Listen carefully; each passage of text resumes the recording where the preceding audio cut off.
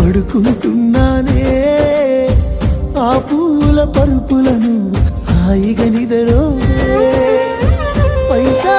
పైసా అన్నాడు గదనే నిన్ను గన్న నాన్న ఆఖరికి కురిసేది ఆటన సిక్కల ఆనా పరువు పరువు అంటూ తీస్తిరి గదనే పరుగు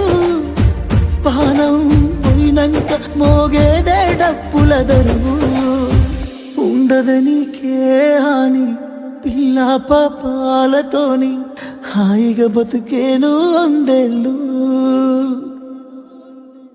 నువ్వు పువ్వులు అల్లుకొని పోతున్నవే అత్తగారింటికి